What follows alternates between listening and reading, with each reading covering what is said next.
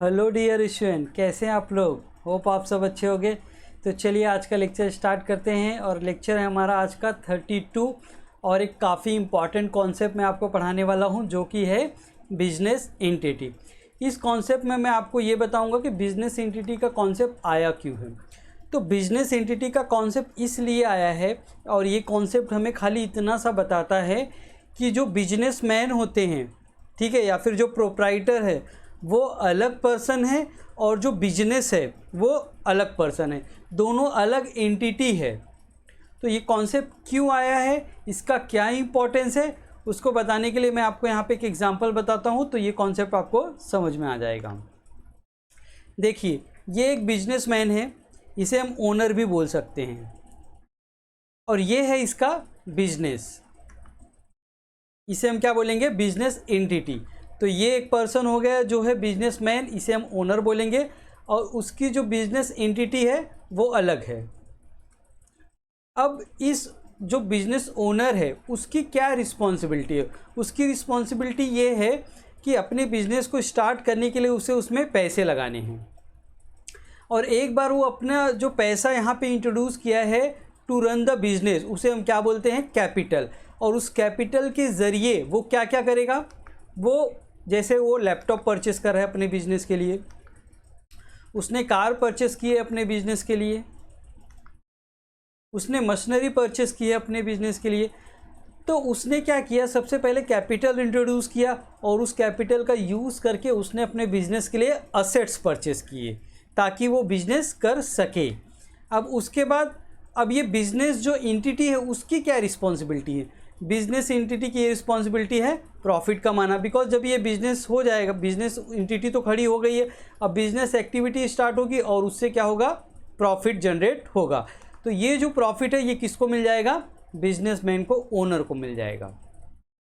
ठीक है, तो ये कॉन्सेप्ट है बिजनेसमैन और बिजनेस एंटिटी का रिलेशन, कि बिजनेसमैन क्या इंट्रोड्यूस करता है बिजनेस में, कैपिटल, और उस कैपिटल से वो क्या करता है, असेट्स, और असेट्स परचेस करता है, और उनसे प्रोडक्शन करके जो भी सेल होगा, और बिजनेस एंटिटी में जो भी प्रॉफिट आएगा वो किसको मिलेगा, बिजनेस ओनर को मिलेगा। अब इसी कॉन्सेप्ट को मैं आपको एक अलग तरीके से यहाँ पे बताता हूँ। देखिए, ये है हमारा बिजनेसमैन और ये है बिजनेस एंटिटी। उसने सबसे पहले क्या किया, अपने बिजनेस में कैपिटल इंट्रोड्यूस किया, और बिजनेस ने क्या किया, बिजनेस ने प्रॉफिट कमा के उसे प्रॉफिट दिया।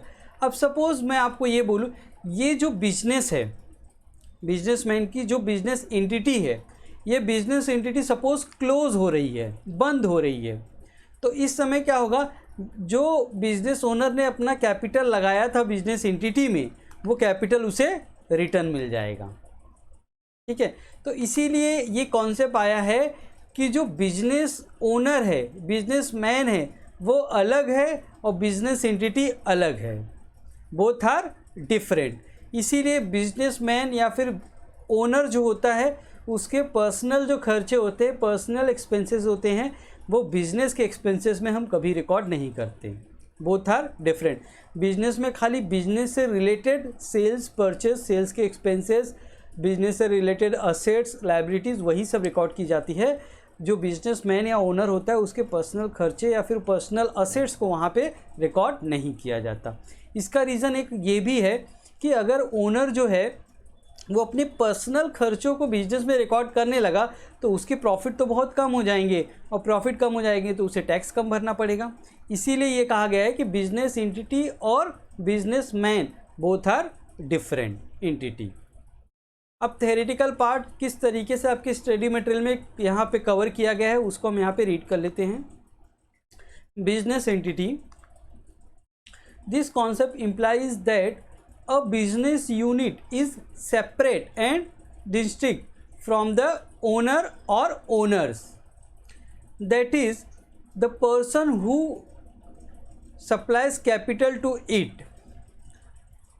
Based on this concept, accounts are prepared from the point of view of the business and not from the owners point of view. इसका मतलब ये है कि जो भी बिजनेस एक्टिविटी होती है और जो भी हम अकाउंट्स बनाते हैं, accounts means trading account, profit and loss account, balance sheet वो जो हम बनाते हैं किसके पॉइंट ऑफ व्यू से बनाते हैं, बिजनेस के पॉइंट ऑफ व्यू से, and not from the owners point of view.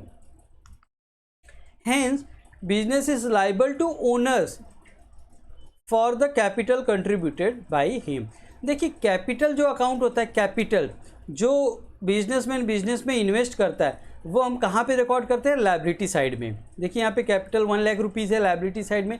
ये लायबिलिटी साइड में क्यों लिखा जाता है, because business entity and businessman both are different. अगर बिजनेस क्लोज हो रही है then it is responsibility of the business to repay the capital to the business owner, इसके लिए इसे लायबिलिटी साइड में लिखा जाता है। ठीक है। थर्ड पॉइंट है, according to this concept only business transaction are recorded in the books of account, personal transaction of owners are not recorded, but their transaction with the business such as capital contribution to the business or cash withdrawal or any assets taken from the business for the personal use will be recorded in the books of account। तो personal transaction नहीं record करते, but अगर आपने business से कोई पैसा withdraw किया है या फिर बिजनेस में कुछ पैसे लगाए हैं या फिर आपने बिजनेस के असेट्स को पर्सनल पर्पस के लिए यूज़ किया है तो उन सब चीज़ों को हम यहाँ पे रिकॉर्ड करते हैं। और कहाँ पे रिकॉर्ड करते हैं, कैपिटल अकाउंट में। It implies that business itself owns assets and owns liability.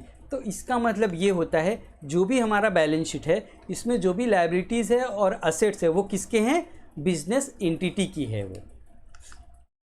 Example, half of the building is use for business office and other half of the building is use for the resident of the proprietor. It the total, if यहाँ पे if होना चाहिए, if the total rent of the building is rupees 50,000 then only rupees 25,000 will deduct as a drawing from the proprietor's capital।